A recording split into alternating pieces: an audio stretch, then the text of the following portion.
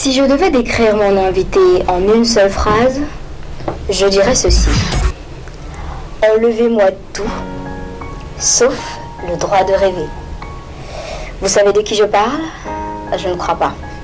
Eh bien, il se définit comme le symbole de la jeunesse qui ose dans ce pays, offrant peu d'opportunités.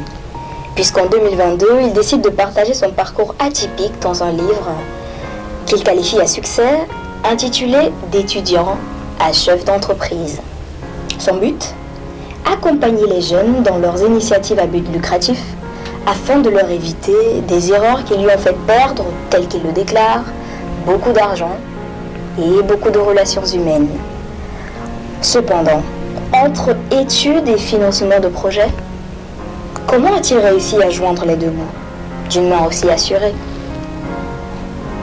Quelles ont été ses motivations profondes et comment compte-t-il s'y prendre pour drainer le maximum de jeunes Camerounais dans ce sillage où le succès, semble-t-il, roi?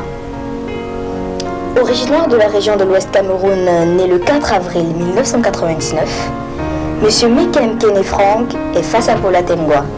Il est notre invité du jour. Mesdames et messieurs, bonsoir et bienvenue dans cet entretien. Bonsoir Frank et bienvenue. Bonsoir Paula, merci.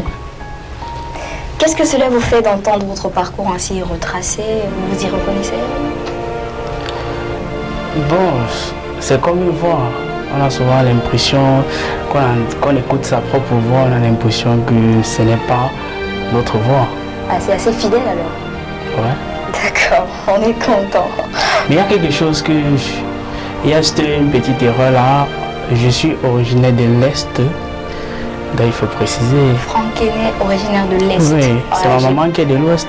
C'est... La prononciation a été... D'accord.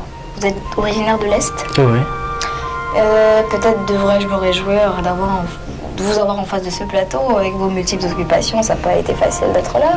C'était déjà pas facile de vous joindre. Bon. Oui, ça arrive. J'aimerais savoir, en quoi avez-vous puisé l'inspiration pour écrire un livre comme d'étudiant à chef d'entreprise? Quelles ont été vos motivations? Bon, vous savez, oui. Depuis la nuit des temps, les continents qui dominent le continent africain sont des continents qui ont laissé des traces. Oui. Vous savez que notre histoire n'est pas racontée par nous-mêmes, parce que nos ancêtres n'ont pas laissé des traces. Et nous avons dans le monde entrepreneurial ces icônes qui ont réussi en Afrique, au Cameroun, mais il y a certains secrets. Oui. Que ces icônes-là n'ont pas laissé. Vous voyez les icônes qui sont quittées de 0 à un niveau 50. Il faut maintenant que nous qui venons pour commencer, pour poursuivre dans l'entrepreneuriat, on vient encore recommencer du coup, au niveau 0. Ça nous ralentit. Or, dans d'autres continents, on laisse des traces à ceux-là qui vont venir derrière. Ils ne vont plus recommencer au niveau 0, mais plutôt au niveau 50 pour aller au niveau 200, 300 plus rapidement. Vous vous proposez d'être parmi ceux-là qui nous permettent de commencer au niveau 50? Oui, je propose d'être ceux-là qui commencent où. Moi, j'ai écrit un livre qui trace mon parcours, peut-être de 0 à un niveau 10. Il faut que quelqu'un utilise ce livre pour quitter directement de 10 à peut-être 500. Ouais, je vous comprends. C'était ça alors le déclic. Le déclic a été de créer un modèle, de créer un commencement qui n'allait plus jamais recommencer, de créer un cycle de créer plutôt une ligne qui n'allait pas se transformer en cycle d'éternel recommencement. Comme je le dis bien, sur la couverture, 4e de couverture du livre, c'était pour que les gens ne puissent plus commettre les mêmes erreurs oui, que j'ai rencontrées ou que j'ai commis. Parce qu'en commettant ces erreurs-là, j'ai perdu énormément de relations humaines, de temps et d'argent. Vous l'avez dit. Alors, sur le chemin du succès, tout n'a certainement pas toujours été rose. Quelle est la plus grande vallée que vous avez dû traverser et qu'est-ce que vous en avez tiré? Lorsque vous parlez des plus grandes vallées ou le plus grand échec, vous avez forcément échoué quelque part. Après, le succès est parsemé d'échecs. Ouais, Vous n'avez jamais échoué. Il y a les échecs chaque jour. Bien sûr, voilà. Il y a les échecs chaque jour. Mais avant de parler d'arriver sur ce couloir-là, comme je l'explique dans le livre, il est important de connaître d'abord ce que c'est que le succès. Ouais, avant de parler du succès. Et c'est quoi le succès pour vous, Monsieur Kenney? J'explique terre à terre avec l'exemple de la location. Si vous êtes dans un local comme celui-ci, vous avez payé un loyer. Et vous savez que au Cameroun, pour avoir un local, on vous demande généralement de payer l'avance peut-être 6 mois ou 10 mois. Si vous prenez un local de 100 000 francs, Oui. on vous demande 10 mois. Vous devez verser 1 million, c'est ça, avant d'entrer dans ce local. C'est pareil avec le succès. Le succès est un peu comme un bailleur que vous devez d'abord travailler dur pour pouvoir payer cette avance-là. Et maintenant, lorsque vous entrez dans votre local, si après les 10 mois, et chaque mois maintenant vous devez payer 100 000 francs, si après ces mois-là vous ne payez pas votre loyer, votre bailleur vous met automatiquement dehors. C'est pareil avec le succès. Vous allez voir ceux qui ont eu du succès continuent toujours à travailler. On dit généralement le plus difficile ce n'est pas d'arriver au sommet, c'est de se maintenir là au sommet. Donc il faut juste mesurer, je vais dire quoi, l'avance que toi tu peux déjà payer à ton niveau pour entrer dans le succès et continuer maintenant à payer le loyer chaque jour du succès. Vous aimez bien l'immobilier apparemment. Alors, permettez-moi de revenir sur votre livre. Dites-nous, il a été édité par quelle maison d'édition? C'est, on va dire quoi, l'auto-édition. Ah, de l'auto-édition. Oui. Alors pour ma part, et d'ailleurs pour Google également, Oui. je crois qu'un best-seller ou un livre à succès, comme vous le définissez, c'est un succès de librairie ou encore un succès d'édition. C'est un livre dont le titre figure en haut des listes fondées sur les chiffres de l'industrie de l'édition. Je ne comprends pas comment vous pouvez avoir un livre à succès s'il n'est pas édité. Ok, j'explique d'abord pourquoi avoir choisi l'auto-édition. Déjà, il y a la contrainte financière Oui, oui. que les maisons d'édition posent. Il y a aussi le timing. Tu vas envoyer ton livre, pour qu'on édite ton livre, on va te dire il faut 3 mois, il faut 4 mois. En tant qu'un bon marketeur, on vend d'abord un livre. Oui, on vend d'abord un produit avant la sortie de ce produit. Donc j'imaginais que vous avez, parce que j'ai pris 21 jours pour écrire ce livre. 21 jours? Ouais. Et le livre devait sortir après 1 mois. Donc je peux prendre 21 jours, j'écris le livre et quelques jours pour la rélecture du livre et les corrections. Maintenant, lorsque tu vois une maison d'édition qui va te dire 3 mois après, 4 mois après, 5 mois après, c'est énorme. Et tu as déjà commencé avec la communication de ton livre. C'est énorme. Lorsque vous parlez de livre à succès là, un livre à succès, c'est pas forcément quand c'est classé premier dans une librairie. Selon Google ici. C'est pas forcément. Vous devez savoir que il y a je vais dire ça comment, il y a la réalité du terrain. Oui. Ok. Si vous sortez un livre là, vous publiez un livre aujourd'hui, 200 personnes vous contactent déjà pour précommander le livre. C'est déjà un signe que le livre, ça va aller vite. Ok, vous êtes croyant, monsieur? Vous avez reçu une éducation chrétienne? Oui, j'ai reçu une éducation chrétienne. Alors, je conclurai donc que ça tient plus de la prophétisation à autre chose. Vous prophétisez en fait que votre livre il va être un succès parce qu'en fait les chiffres que vous donnez, 200, 1000, 1500, à votre avis, ça définit le succès, ça définit, ou alors vous croisez les doigts, vous dites que c'est un livre à succès, vous croisez les doigts, ça fonctionne comme ça en marketing. Je suis assez curieuse de savoir c'est quoi, comment on appelle cette technique en marketing. C'est une stratégie marketing. Ça revient toujours, le fait là, les gens confondent le succès et la réussite. Ah, c'est quoi la différence, succès et réussite? Je peux m'asseoir quelque part là, bon, vous pouvez être milliardaire, vous dites que vous avez du succès, et quelqu'un là, il est millionnaire, il dit qu'il a du succès. Le succès, On dit souvent, c'est un peu comme la beauté. C'est relatif, c'est ça? C'est relatif. Ah, ouais. D'accord. En fait, Donc, vous avez... Je peux écrire un livre. Oui. Vous pouvez écrire un livre. 5 millions de personnes lisent le livre. Oui. Vous dites que votre livre est un succès. Oui. Et j'écris un livre. 200 personnes 200 personnes lisent. Et Vous c'est un dites livre que à c'est un succès. succès. Et remarquez même que plus un livre important, plus il est rare. Ah. Plus un livre important, plus il est rare. Votre livre est rare? Bon, on verra. On verra par la suite. C'est de ça que je parlais en termes de prophétisation. Ça fait à peine quelques semaines. D'accord. On verra. Quand un livre aussi versé dehors là, il n'y a pas assez de crédibilité. Vous n'allez pas voir les livres sacrés aussi versés là dehors là où il y a vraiment des secrets. Vous avez des exemples? Un livre secret, on aimerait savoir quand même sur le plateau. Vous avez bien dit secret. Après, vous ne livrez pas de secrets. Comment ça se passe? Vous guidez la jeunesse sans leur livrer de secrets? Non, vous savez qu'il y a des endroits où il faut payer d'abord. Non, pas qu'il faut payer. Il y a des endroits où il faut livrer des secrets.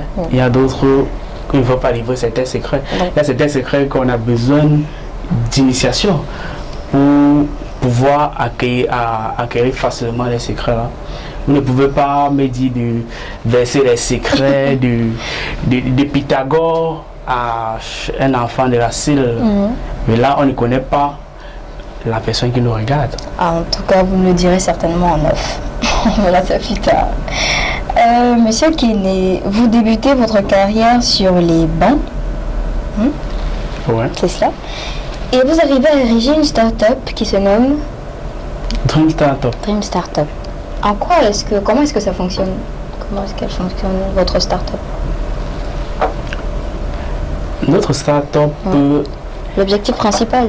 Oui, c'est l'accompagnement. C'est un incubateur. Oui. Et comme son nom l'indique, Dream, c'est en anglais, qui veut dire rêve.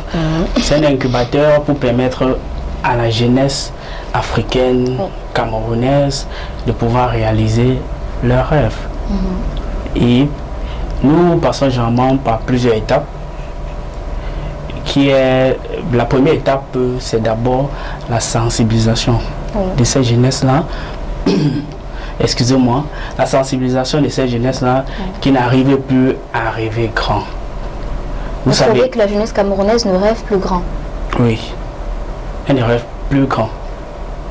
J'ai eu à rencontrer énormément de personnes. Ceux-là qui étaient dans des bidonvilles pensaient que la vie est finie. Alors qu'on a des exemples dans la société africaine ou même camerounaise même, qui sont quittés de zéro à héros. On peut en citer. Oui, on peut en citer. Et maintenant, si vous ne rêvez même pas, d'abord vous ne pouvez pas quitter de zéro à héros. Maintenant, la seconde phase, c'est souvent lorsque un enfant rêve déjà, lorsqu'un jeune rêve déjà grand, que c'est possible de faire ou c'est possible de quitter de zéro à héros. Si ce jeune n'a pas la compétence dans son domaine, ça devient mauvais. Donc la première étape, c'est rêver et ensuite avoir la compétence. Avoir la compétence pour pouvoir réaliser ses rêves. Ouais.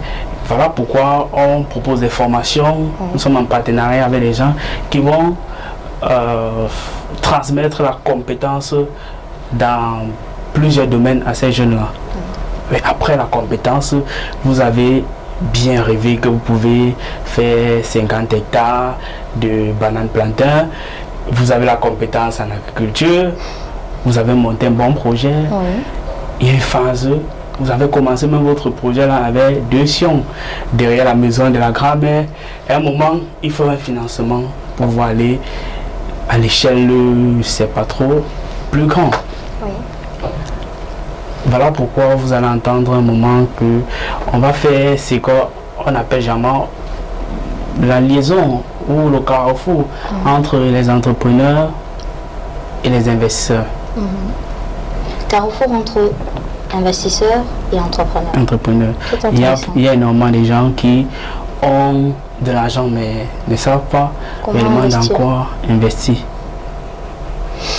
Et ces objectifs après bilan, vous trouvez qu'ils ont été atteints? Combien de jeunes aujourd'hui ont déjà réussi à profiter de votre expertise?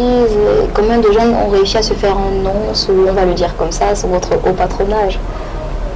Non, je ne fais pas dire sur mon haut patronage. Bon, il est bien vrai. Franck Aîné est la personne qu'on voit devant, mais il y a une partie cachée. C'est un peu comme cette émission, on le voit, mais il y a la régie. Sans la régie là, l'émission ne peut pas. Oui, qu'on remercie. L'émission ne peut pas avoir lieu. Oui. Parlant du nombre de jeunes, vous savez, c'est un processus qu'on a démarré il y a cela 1 an. 1 an. Et comme je le dis même dans mon livre, en fait, il y a quelque chose que je déteste, il y a un appareil que je déteste, vraiment, le micro-ondes. Micro-ondes. Oui. Lorsqu'on me posait cette question, ça me renvoie à des jeunes qui aiment vraiment utiliser le micro-ondes. Vous savez, le micro-ondes a sa particularité de réchauffer rapidement nos repas à la maison. Beaucoup veulent utiliser le micro-ondes, avoir un succès rapide. Or, ce n'est pas bien.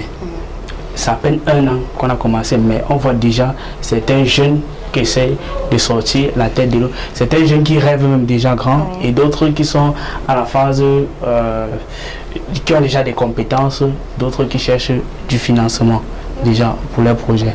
Alors si votre processus ne s'apparente pas au micro-ondes, il s'apparente à quel type de...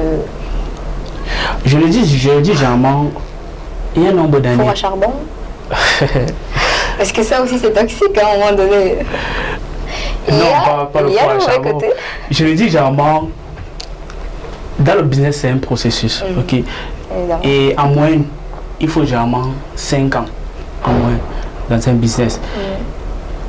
Vous ne pouvez pas faire 5 ans dans un business que vous travaillez durement et intelligemment dans ce business-là et vous ne prospérez pas.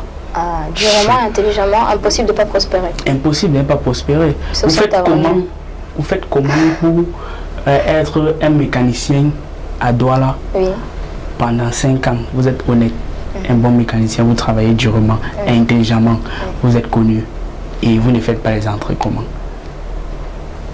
C'est la question. Il faudrait peut-être qu'il se tourne vers vous, l'expert en marketing, pour décoller. Non, pas qu'il se tourne vers moi, mais c'est une réalité. Qu'elle dit 5 ans, là, c'est en moyenne. Il y a d'autres qui ont eu à prendre 7 ans, 10 ans. On se rappelle bien du milliardaire chinois Jack Ma. Oui. Son histoire parle de 10 ans avant que son projet Alibaba a vraiment décollé. Les autres années, c'était 3 clients, 4 clients, 5 clients. C'est après 10 ans. Et après, pendant les 10 ans, là, il s'est fait vraiment un nom. Après, ça décolle rapidement. Vous, en fait, vous n'êtes pas dans l'optique de créer un feu de paille qui va s'éteindre d'ici. C'est louable. Voilà.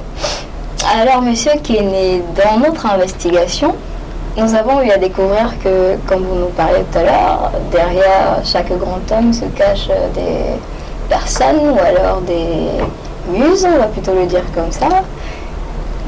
Nous avons découvert une page Facebook. Je ne sais pas, quand je vous dis muse, page Facebook, vous voyez de quelle page je parle ou pas? Peut-être on ne parle pas de la même page. Avez-vous une muse? Bon, lorsqu'on parlait des muses, c'est... Une personne qui vous inspire, une personne de préférence de sexe féminin qui vous inspire? Tout le monde dans la société m'inspire. Vous ne voyez vraiment pas où je veux en venir? Non, je ne vois pas, soyez clair avec vos mots. D'accord. Tout le monde m'inspire, mais depuis qu'on fait l'émission, là, vous m'inspirez déjà avec votre manière de parler et tout ça. C'est déjà une source d'inspiration. Ça peut déjà m'attirer à venir faire une formation de ce côté. Ne soyez pas jalouse, surtout la dame, qu'elle ne soit pas jalouse, ce n'est que ponctuel. Alors, vous ne voyez vraiment pas de quoi je parle, alors on va essayer d'être assez clair. Ah ouais. Est-ce que vous êtes en couple? Naturellement, oui. Naturellement, oui. Oui. C'est forcé d'être en couple pour être un grand entrepreneur. Pourquoi le naturellement? À un moment, oui. Je parle de ça dans mon livre, en fait. À un moment, il le faut. Oui. Vous savez, L'entrepreneuriat, gérer un couple, c'est un peu comme gérer une entreprise. C'est même plus difficile de gérer un couple que de gérer une entreprise. Expliquez-vous. Vous allez constater que il y a des postes à responsabilité dans cette société qu'on ne peut pas donner aux hommes ou aux femmes qui ne sont pas mariés. D'accord. Parce qu'on sous-entend que si tu ne peux pas gérer un couple, tu ne peux pas être président de la République. On sous-entend en fait que si vous n'êtes pas en couple, vous ne pouvez pas être responsable. Les célibataires, attention. Vous ne pouvez pas être responsable, mais vous ne pouvez pas avoir certaines responsabilités. Oui. Bon, parlons aussi des couples, il y a couple et couple. Après, voilà, on dit souvent que chacun trouve son bonheur. C'est mieux d'être seul que d'être mal accompagné. C'est vrai. Donc je dis aux gens d'aller forcer les couples, non? Ouais. Mais en fait, vous dites que ça vous a, ça a favorisé votre évolution en tant qu'homme, en tant qu'entrepreneur, en tant que PDG? Oui, ça a favorisé. C'était même un excellent levier. Mais c'est quoi le but de créer une page pour ça? Bon, vous savez, comme j'ai dit, la jeunesse camerounaise ne rêve pas assez. Alors que il y a des gens dans d'autres continents, des blancs, qui vont venir nous inspirer et on va essayer de copier leur modèle pour venir mettre ça en Afrique. Alors que ça ne respecte pas nos valeurs ou notre culture. Vous voyez un peu. Lorsque, je sais pas, si vous avez déjà eu à faire même 2 jours de relation, vous pouvez inspirer ceux-là qui commencent aujourd'hui. Je sais pas si vous me comprenez. Je vois. Vous créez un modèle, pas seulement d'entrepreneur, mais un modèle de vie. C'est un modèle de vie. Voilà. Ouais. D'accord. La vision, elle est large. La vision, une fois de plus, elle est louable. Alors, j'imagine que vous avez le rêve de fonder une famille. Bien sûr que oui. Vous avez envie de laisser une trace humaine derrière vous, naturellement, qui va s'occuper de l'héritage du grand Kené et de tout l'immobilier que vous allez laisser derrière. Ah oui, qui va multiplier. Qui va multiplier cet héritage. Il faut bien le dire. D'accord. Ça veut dire que vous aimez les enfants? Ah oui. Ah, si vous aimez les enfants, vous allez me remercier plus tard parce que je vous propose ceci pour la protection et la santé de votre bébé. Regardez.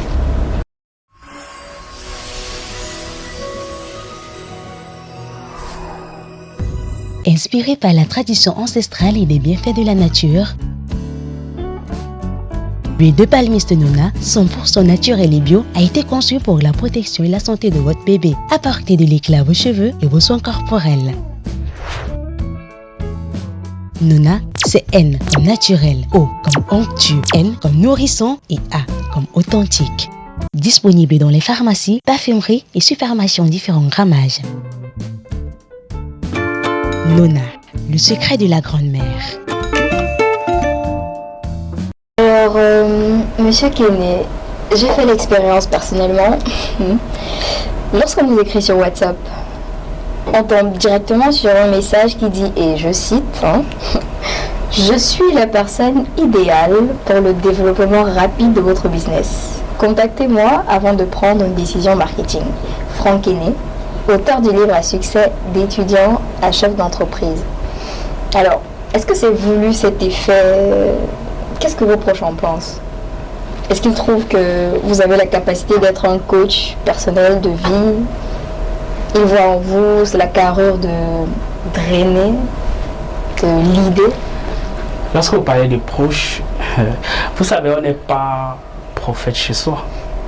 Généralement, si vous grandissez dans une même maison, vous êtes là avec vos frères et sœurs. Le jour que vous allez venir avec une compétence, ton frère va dire, c'est l'idiot aussi qui vient à la compétence. Non, je ne crois pas. Vous voyez un peu. On n'est pas prophète chez soi. Oui, mais avec des preuves quand même à l'appui et des réalisations, des gens qui en témoignent.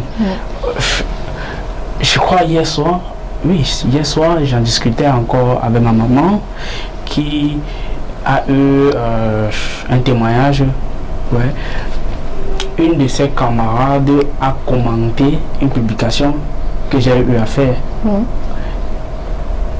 Et un monsieur qui a eu à traiter business avec moi, on a eu à être consultant dans son entreprise, a aussi commandé la même publication.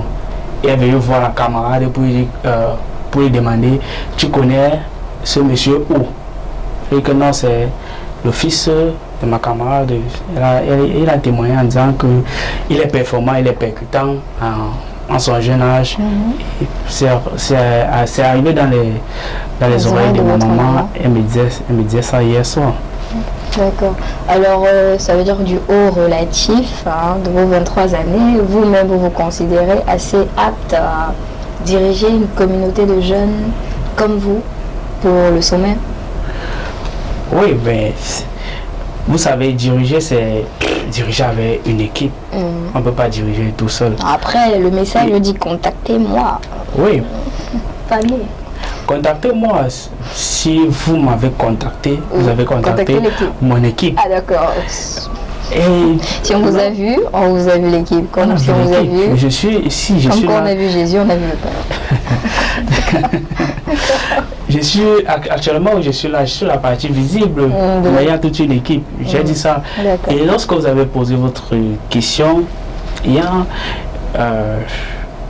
un problème qui surgit généralement. Beaucoup ont déjà eu à me poser cette question. Lorsque vous dites que vous êtes expert, j'ai déjà eu à échanger avec des papas. Oui. Expert à ton âge, je ne crois pas. Contactez-moi avant de prendre une décision. À ton âge, je ne crois pas.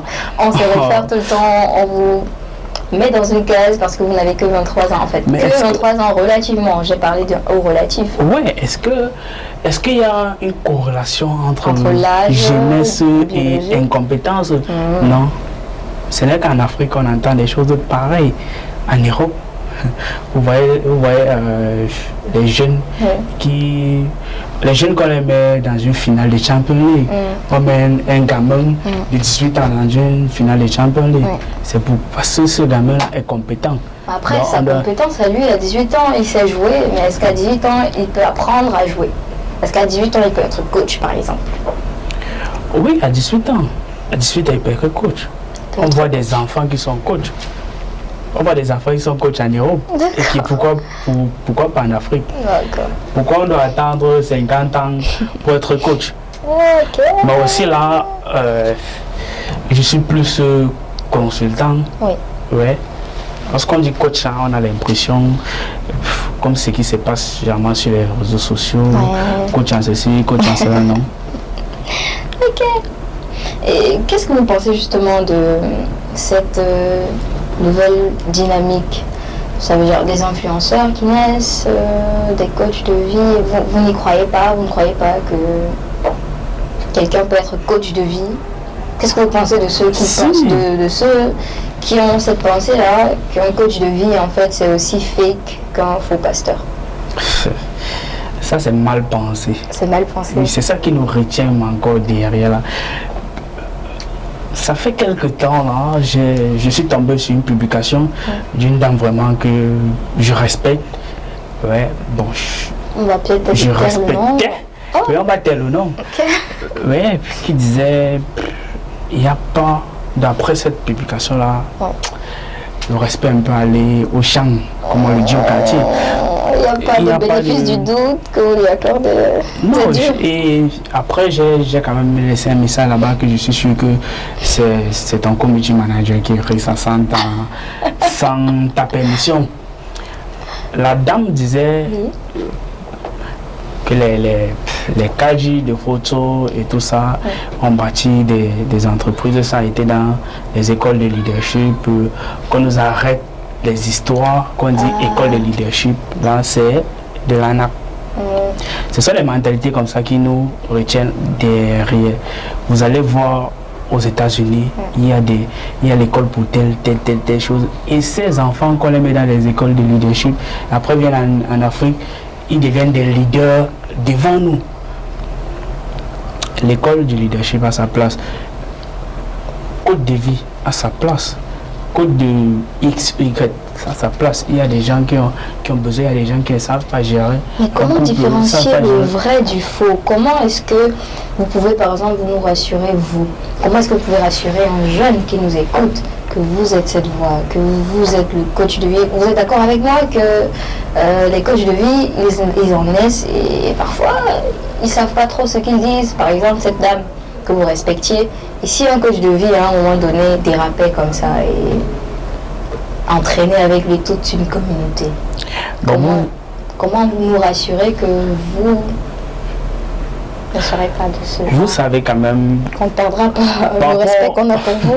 Par rapport à cette dame, j'ai même voulu me désabonner, mais je dis, on peut penser quelque chose aujourd'hui, on pense le contraire. Demain, il y a toujours une possibilité de se rattraper. Oui. Mais qu'à cela ne tient, il faut être vigilant, beaucoup vigilant sur les codes de vie. Oui. Et l'erreur que les Camerounais commettent souvent, c'est de dire, bon, il est coach de vie, il dit qu'il est coach de vie, il a déjà eu à faire quoi? Il est coach de vie, il vous promet le succès. Est-ce qu'il a une voiture? Est-ce qu'il a une voiture? Vous savez... Il marche à pied comme nous.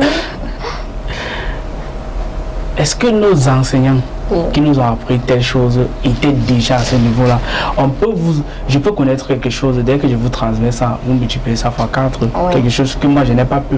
Mais ça n'exclut pas le fait que je suis capable de te transmettre cette notion-là.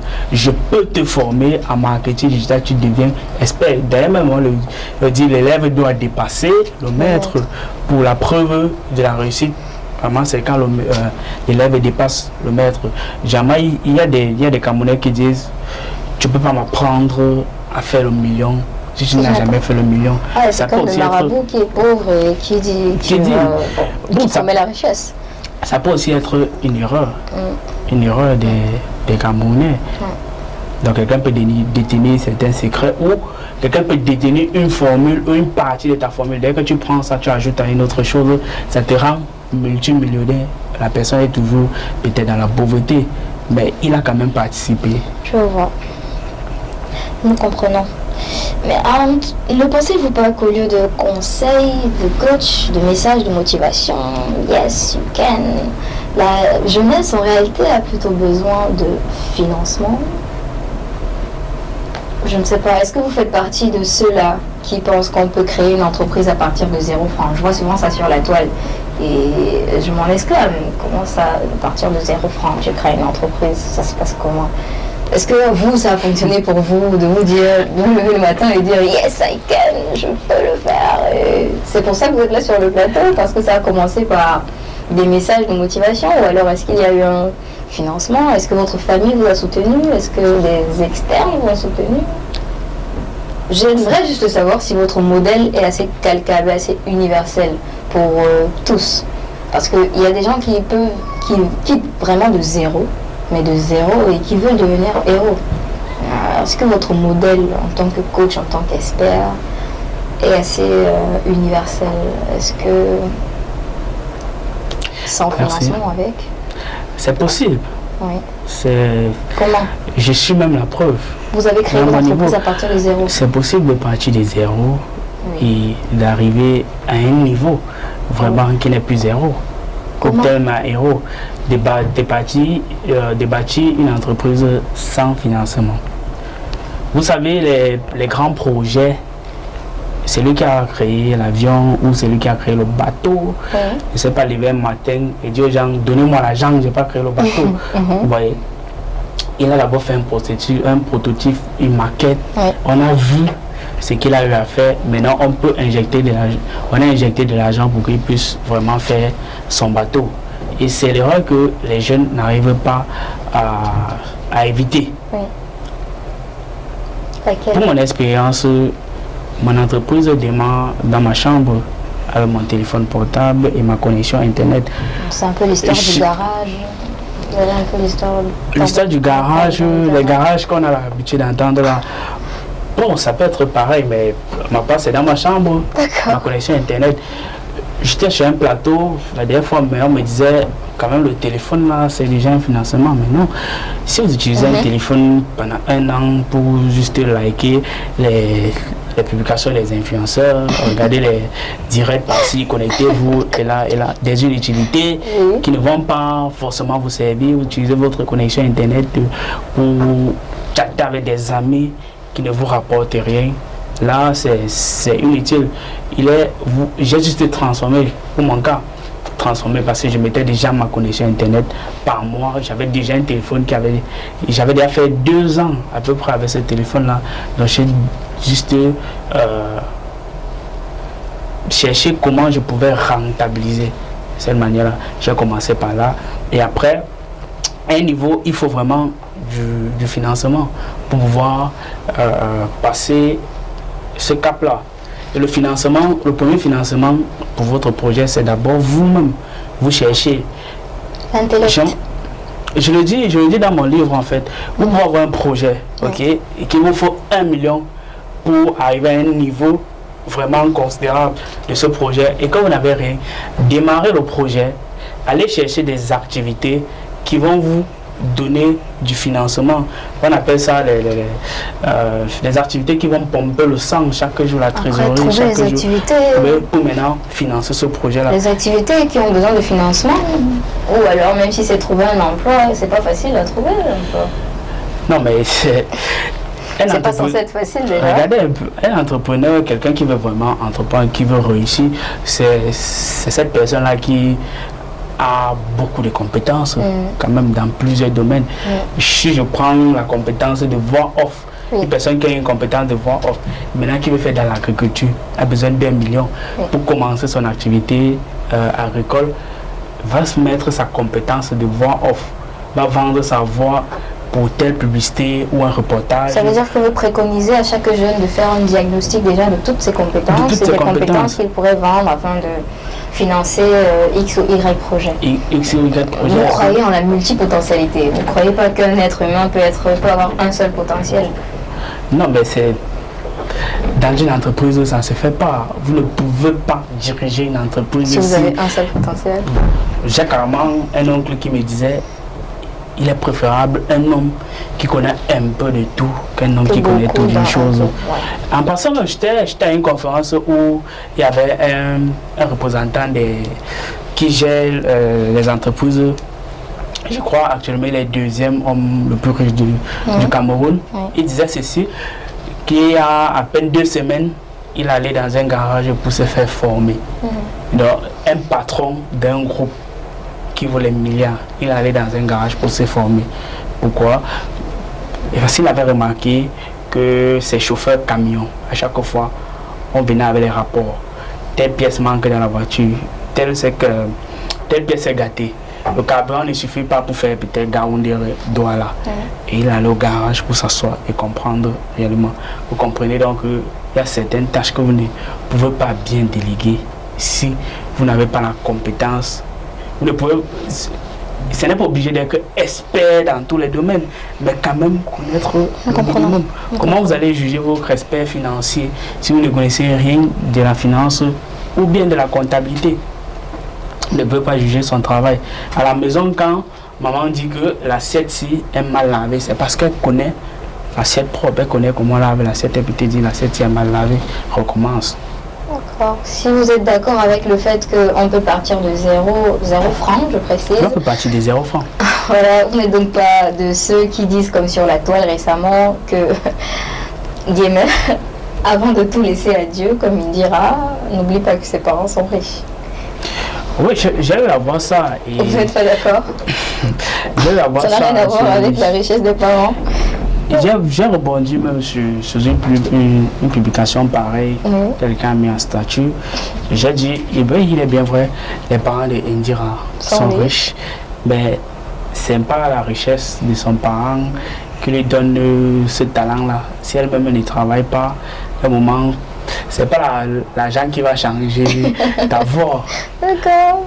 Vous trouvez qu'elle a une belle voix? Quand tu chantes mal, même si on prend 3 milliards, on fait ta promo avec, ça va sonner dans les oreilles des gens comme la technique des fréquences. Parce que si quelque chose sonne dans vos oreilles, à chaque moment, vous allez finir peut-être par aimer cette chose-là. C'est pourquoi, jamais, quand une musique chauffe, à un moment, vous vous arrêtez comme ça, ou vous mimez ça dans votre tête. C'est parce qu'on utilisait la loi des fréquences. Vous allez constater que bien après, la musique va s'éteindre. Mais si elle n'avait pas le talent là, si elle ne travaillait pas son talent, même les milliards ou les millions ou la richesse de ses parents n'allait pas l'aider. En tout cas, j'aimerais revenir à votre entreprise, à vous. Et vous avez parlé de mettre en relation des investisseurs et des entrepreneurs. Oui. Je me demande, je suis assez curieuse, je me demande si ça se passe comme dans la haute société, et si c'est le cas. Voilà, j'ai un endroit à vous proposer à la fois chic et convivial où les verres peuvent se trinquer en même temps que les contrats sont signés. Regardez. Amoureux de la vie et prêt à en profiter? À la recherche d'un espace pour vous divertir autrement? Dépêchez-vous. Les molécules de la joie vous attendent 7 jours sur 7. Goûtez à la qualité premium d'une grande variété de liqueurs, vins et spiritueux dans un cadre à la fois chic et convivial. Rehaussez le standing de toutes vos cérémonies. Vous l'aurez compris, ici, nous offrons un paradis mental à l'ambiance infernale. Carré Prestige, le complice parfait de votre évasion. Monsieur Kenney, Oui, mademoiselle. quelle a été votre réaction suite à l'annulation de l'intégration des enseignants, la note qui est sortie récemment, surtout que lorsqu'on sait que les médecins ont subi pratiquement la même chose il y a de cela 2 ou 3 ans. Est-ce que vous voyez en cela un appel retentissant de l'entrepreneuriat qui leur dit venez, c'est la seule solution? J'ai souri quand j'ai vu la note parce que je savais qu'un jour une note pareille allait sortir, que ce soit pour les écoles qui intègrent là, une note allait sortir. Pourquoi la fonction publique a un nombre limité de places ou de postes. On ne peut pas recruter tout le monde. Et chaque jour, les intellectuels naissent au Cameroun, chaque jour les enfants naissent, chaque jour les gens fréquentent, ils deviennent vraiment des produits prêts pour l'emploi. Mais il n'y a pas assez d'emplois. Depuis quelque temps, l'entrepreneuriat, qu'on parle là, est devenu l'effet de mode. Oui, on l'a remarqué. C'est déjà un pas, pour moi, c'est déjà un pas magnifique. Même si on se lance par effet de mode, c'est déjà bien. On devait même accentuer sur l'effet de mode là pour que beaucoup de jeunes prennent conscience et se lancent. Mais après, si on se lance par effet de mode, la motivation déjà elle est biaisée, et en plus de cela, si tout le monde créait une entreprise, qui serait ce qui y travaillerait? Vous savez, tout le monde peut se lancer en entrepreneuriat, mais tout le monde ne peut pas réussir en entrepreneuriat. Pour ça, il faut prendre votre numéro, vous contacter pour réussir. Non, pas forcément prendre mon numéro. Il y a un principe clair. Oui. J'explique souvent avec le monde qui est interconnecté. On connaît la chaîne alimentaire. Je suis mangé par X et X est mangé par Y. Oui. Nous sommes interconnectés. Vous allez voir des États ou des gouvernements qui, comment je vais dire ça, qui allouent un budget pour qu'on puisse prendre soin des races en voie de disparition. Pourquoi ne pas laisser un cobra mourir comme ça? Il y a beaucoup d'Africains qui ont peur des cobras. Pourquoi ne pas les laisser mourir comme ça? Alors, on les garde pourquoi? Parce que le cobra est important pour la société. Si on les laisse disparaître, si on laisse les insectes, si on laisse même les moustiques disparaître, l'humain peut aussi disparaître. Donc l'humanité entière peut disparaître. On fait donc des camps où on va protéger ces espèces-là. C'est pareil. Dans le monde du business, c'est aussi interconnecté. Les pauvres sont interconnectés aux riches. Et pour cela, les riches vont aussi mettre un paquet pour que les pauvres ne disparaissent pas. On voit un peu, pour que les pauvres restent pauvres. C'est un piège duquel il faut sortir. Oui, c'est un piège duquel il faut sortir pour entrer dans les 5% de la population qui détiennent les 98% des richesses mondiales. D'accord. C'est vraiment une bataille. On a l'habitude... L'économie, l'entrepreneuriat, c'est un puissant levier pour l'économie d'un pays. Si vous voulez développer un pays, on doit inciter les jeunes à entreprendre. Un Camerounais, normal, devrait avoir une devise que je ne suis pas forcément né pour chercher de l'emploi, mais pour créer. Si on a ce mindset-là de créer de l'emploi, vous pouvez travailler dans cette chaîne de télé, vous travaillez pour quelqu'un, mais vous créez de l'emploi au quartier. Peut-être vous avez fait un bénétariat, quelqu'un est en train de faire frire les beignets là-bas, vous travaillez pour quelqu'un, vous créez aussi de l'emploi pour les autres. C'est dans cette logique-là. On a l'habitude, monsieur Kenneth, de dire qu'être Camerounais, c'est un métier, on le dit souvent comme ça. Et je me dis, dans ce pays où tout devient cher, tout devient aussi compliqué avec des intégrations annulées, des espoirs fauchés, comment est-ce que vous entrevoyez l'avenir de la jeunesse? Qu'est-ce qu'ils peuvent faire pour s'en sortir? L'entrepreneuriat, c'est la seule solution? Oui, l'entrepreneuriat, c'est la seule solution. C'est pas déjà, le Camerounais est un battant, par défaut, même par définition. Un Camerounais, c'est quelqu'un qui sait se battre. Voilà pourquoi, lorsqu'un Camerounais se retrouve à l'extérieur du pays, il explose parce qu'il connaît réellement les conditions dans il a été soumis au danger. Oui. Il connaît la théorie du danger. Ici, je vais faire allusion à notre célèbre entraîneur et sélectionneur des Lions indomptables. Il connaît le danger. L'entrepreneuriat, vraiment, c'est la solution. C'est maîtriser le danger. D'accord. Pour clôturer, je ne sais pas, j'aimerais que vous disiez à cette jeunesse quelques mots. Cette jeunesse qui n'ose plus rêver, selon vous. Cette jeunesse qui, d'après vous, est coincée dans ce cycle de recommencement, d'éternel recommencement où ils n'ont pas vraiment de modèle, ils n'ont pas vraiment une perche tendue. J'aimerais que vous leur disiez ce que vous pensez du plus profond de votre cœur, de la situation actuelle de notre pays et de comment est-ce qu'il pourrait sortir la tête de l'eau. Est-ce que pour vous, fêter comme ils le font, c'est préparer sa défaite? Est-ce qu'un jeune qui fête, c'est un jeune qui prépare sa défaite? Est-ce que forcément s'évader comme ils le font empiète ou alors bien annuler les compétences ou annuler l'avenir fructueux qu'il pourrait avoir s'il ne le fêtait pas? Quelles sont les restrictions qu'il devrait se faire, ou alors il n'y en a pas, il faut vivre, profiter de sa jeunesse ou alors préparer son avenir? Est-ce qu'on peut faire les deux? Il est possible, c'est possible de faire les deux. Il y a des gens qui s'amusent, il y a des gens qui font fortune dans le divertissement, des gens qui fêtent avec vous, mais il est en train de gagner de l'argent. On avait ça à l'université, nous sommes au lycée. Quelqu'un qui est spécialisé dans l'organisation de ce qu'on appelait les charters. Il peut dépenser pratiquement 100 000 francs pour organiser un charter. À la fin, il a 50 000 de bénéfices. Bon, il s'amuse avec vous, mais après, il a dépensé 100 000, il a 50 000 de bénéfices. Bon, vous avez cotisé. Ah, d'accord. Vous avez confié peut-être 150 000 qu'il organise le charter. Il a dépensé 100 000 francs et après, le reste, c'est dans ses poches. Il s'est fait de l'argent en s'amusant. Si je peux donner un conseil, toujours le premier conseil, c'est de rêver grand. Oui. Ça, c'est le premier conseil. Ça, c'est la base. Ne jamais arrêter.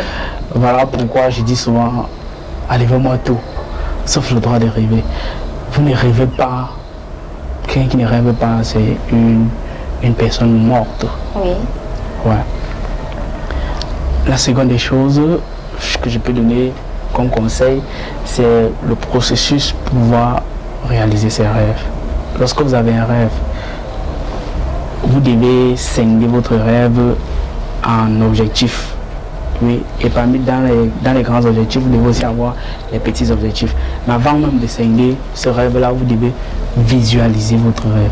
Parce que lorsque vous visualisez votre rêve, ça vous donne automatiquement la motivation. de pouvoir aller chercher la motivation là pour chercher et réaliser vos rêves. Visualiser, c'est quoi? Je me rappelle lorsqu'on était au lycée, on pouvait dire à la KMS, je vais danser sur le son de tel artiste. Je te voyais comme un grand danseur. Même en route, tu pouvais marcher. Tu pouvais même faire près d'1 kilomètre. Tu es dans tes pensées. Tu te vois sur une scène en train de danser. Tu vois, c'est ça, visualiser. Ça te permet d'aller facilement. Quand tu visualises que tu es un chef d'entreprise, ça te permet d'aller chercher. Tu vas dire, ok, pour être un chef d'entreprise, je vais m'habiller comment, il me faut telle compétence. Il me faut un modèle en fait. Oui, ça te permet d'aller chercher les compétences là. Et ça te dirige aussi tout droit vers ce que je vais appeler un mentor. Parce que si tu n'as pas réellement de mentor, tu ne peux pas facilement évoluer dans ce monde entrepreneurial. Un mentor. Maintenant, lorsque vous divisez donc vos objectifs en petits objectifs, si vous avez pour objectif de rassembler ou de cotiser 1 million en un mois, il faut diviser. Ça vous donne combien par semaine ou combien par jour? Et là, c'est plus clair pour vous. Un petit objectif. Vous allez constater que... Rêver grand, mais détester l'instantané. Ils doivent apprendre à... Naturellement. Vous avez un rêve. Ok. Pour arriver à ce rêve-là, je dois franchir combien de marches et d'escaliers? Si c'est 10 marches, je peux prendre 1 an pour franchir une marche. Je définis le rythme en fonction des marches que j'entrevois. On voit ça, c'est une goutte d'eau répétée, quelque part qui brise une pierre. Merci. Une goutte d'eau. Alors, Monsieur Kené, on arrive à la fin de cette entrevue, malheureusement, parce qu'on était assez à l'aise là. Toute bonne chose a une fin. Alors, on s'est dit à très prochainement. On vous souhaite bon vent dans vos activités.